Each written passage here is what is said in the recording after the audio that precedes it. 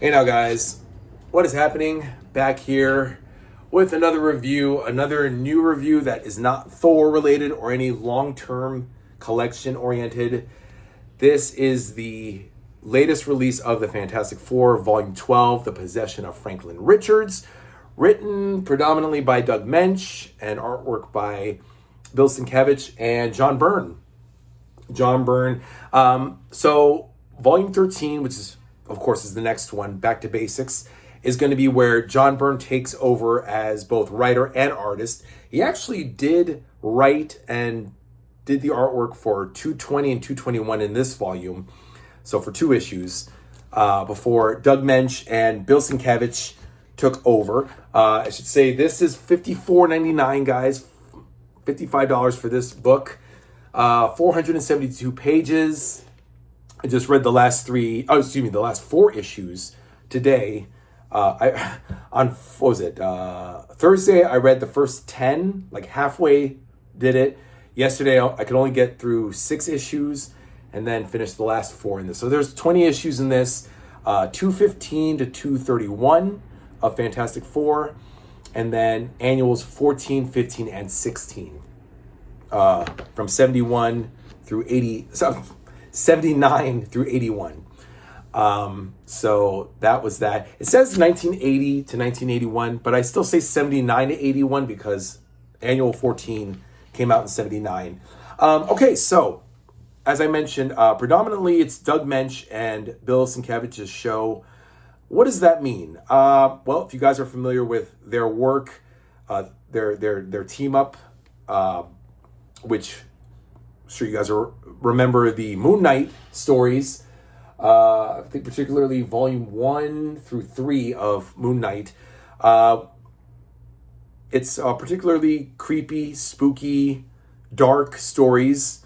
And somehow, for whatever reason, Doug Moench decided to write that kind of stuff into Fantastic Four. He was also doing Thor at the time too. Doug Moench was doing Thor, Moon Knight, and Fantastic Four.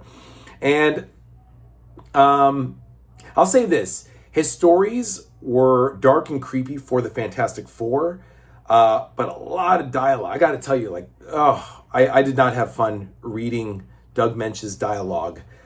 He doesn't do well as far as the family-friendly oriented, bright and shiny kind of stories that are known for the Fantastic Four. He did a lot of dark stuff here. There's The Possession of Franklin Richards, as the title suggests, which starts out with, well, the story itself doesn't start out with it, but the book itself starts with Annual 14, which has Nicholas Scratch, the son of Agatha Harkness, going after Franklin and to take possession of the boy initially. And of course, they go back to New Salem. They fight the Salem 7. Nicholas Scratch is exiled to a dark realm by his own mother, Agatha. But he still tries to get a hold of Franklin. And, you know, it's pretty dark and gloomy. Actually, I don't think he actually wrote that. Who wrote this? This was actually, Marv Wolfman and George Perez actually did the Annual 14. So it really has nothing to do with Doug Moench yet. But in 222, 223 of Fantastic Four, that when they take over the book, they go into the possession and frankly, I don't know, like it's like a cross between The Exorcist and The Omen. And Franklin's like, I'm gonna kill you, Mom and Dad. I wanna see you die. And it's like, it's creepy. And then the artwork is just, it reminded me of when I read Moon Knight, how they wrote about the serial killers and the satanic stuff. I mean, and they blatantly just say Satan, satanic, possession. It's like, like I'm shocked at the fact that Jim Shooter, and Marvel, and even the Comics Code Authority would allow such depiction of Satanism and possession, but they do.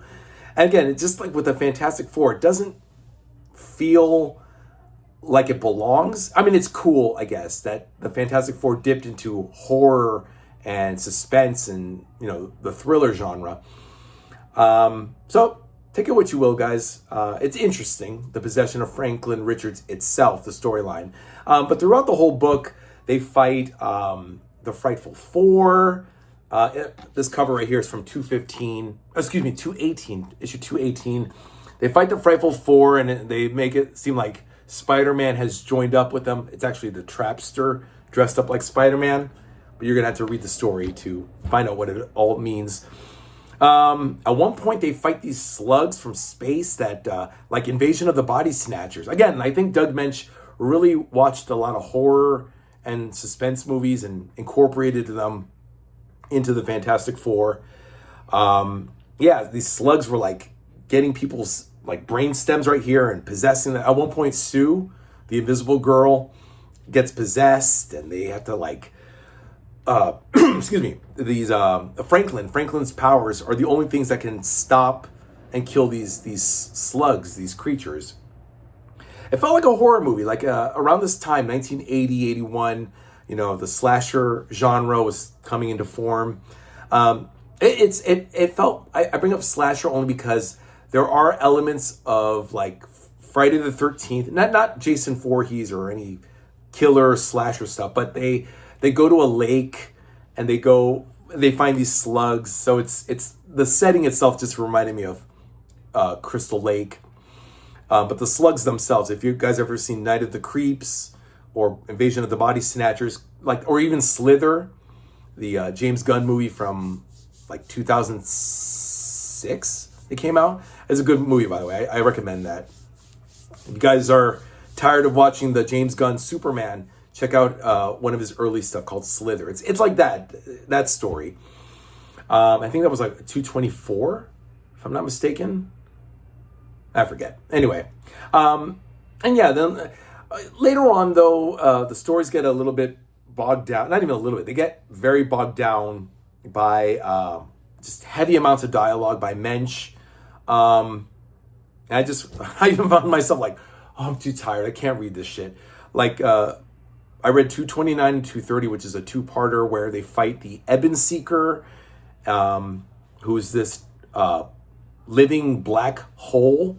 He's like a black hole come to life in human form, but he's an alien from billions of years in the past, and his girlfriend Firefrost, her real name is Sharina, his name is Xanth, and they're now these ethereal beings of light and darkness. Again, read the story, guys. It's a little much, and at some point I was like, what the fuck am I reading? I got to go back and just like look at, because I forgot. It's so heavy-handed with the dialogue. I like Doug Mensch because Doug Mensch skirts between classic and modern dialogue and writing. But I don't know, guys. We're all different. I definitely recommend reading it. I mean, if you guys are interested in like a Fantastic Four that edges on the dark and the supernatural, I mean, this set of stories is there. Of course, like I said, John Byrne will bring it back to basics, which hence the title of Volume 13, Back to Basics. So we're not going to probably have any more eerie tales. So if you guys are looking for an eerie tale, kind of like if you wanted to read Doctor Strange doing eerie type stories, check out volumes 3, 4, 5, like that, before he becomes more centered on Earth. The Fantastic Four. And the annuals, like I mentioned, 14 they take on Nicholas Scratch. Nicholas Scratch, of course, comes back later. Volume 15. What was Volume 15? I read that yesterday. That was a weird one. That was the Prime 10. The Prime 10 of Skrull. They fight Skrulls. And they're like humans, and then they get recalled back to Earth, or back from Earth, and the FF have to fight them. And then Volume 16, they fight the Dragon Lord and the Dragon Man, and this fugitive guy who's been accused of killing these dragons called the Younglings. Ed Hannigan wrote that story. which was okay. And then what was his name? Steve Ditko. Steve Ditko did the artwork of Annual 16. Yeah, I mean, it's take it or leave it, guys. I'll be honest. Some of the stories are pretty good. Some of them are, you know, some feel like classic, like they belonged from the 60s and 70s, and others feel like they're more in the later 80s and 90s comics.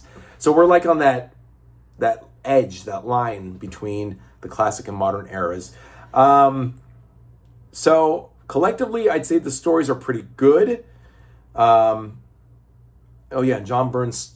Oh yeah, and then they fight like these space age Vikings. That was a weird one. That was the one where like this space god, this Viking god who has like these crimson tears, and they gotta save him. They save his life, but then he wants to be immortal, like a mortal dude, not immortal, but mortal. But then they think, the Vikings think that they're trying to destroy their god. So then this one dude sabotages the machine, which drives the god mad. It's a whole back and forth thing.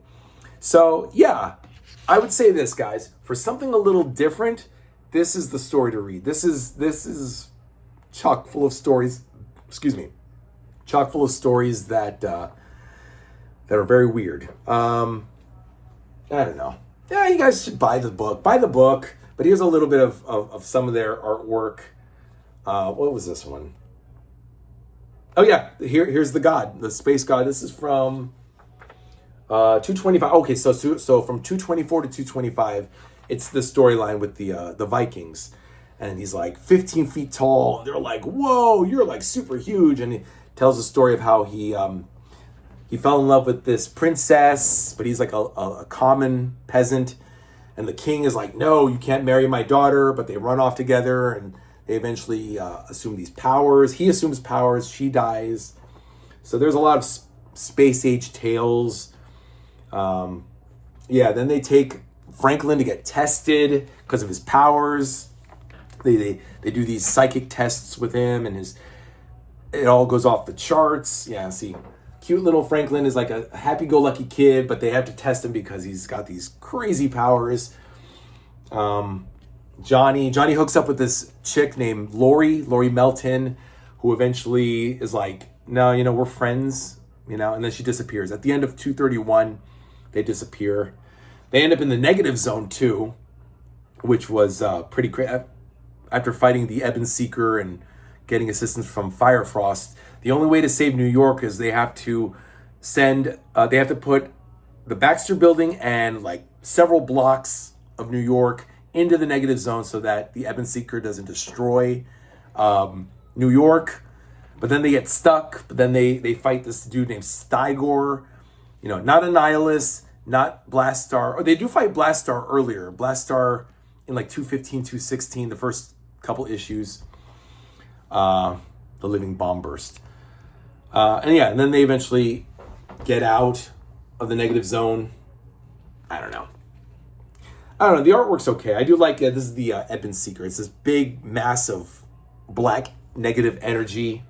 And the thing is like, "You hurt Reed, I'm going to kick your ass. It's clobbering time." At one point, there's a lot of suspicious dialogue. I should post one picture where Franklin says, "Yay, I like seeing mom and dad smooching." It's like, what?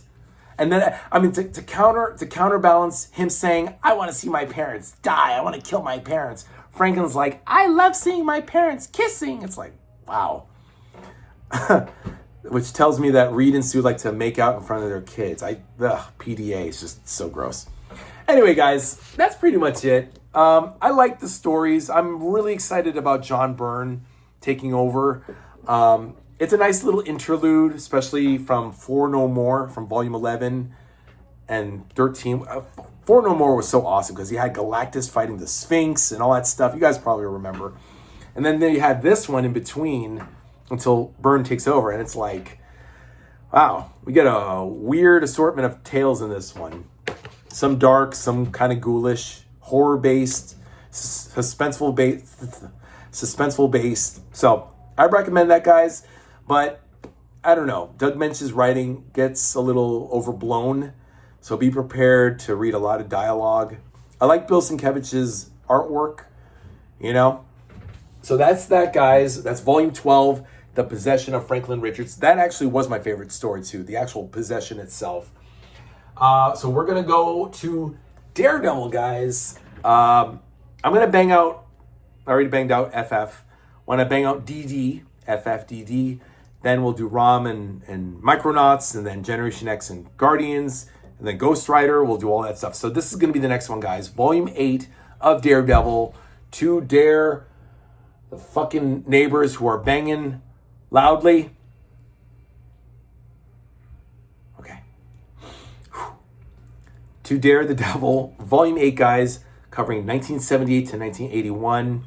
If you guys hear all that banging and stuff, yeah, my neighbors are coming and going, and I'm about to, like, punch them in their face. So let me end the video now, guys, while I'm still in a good mood.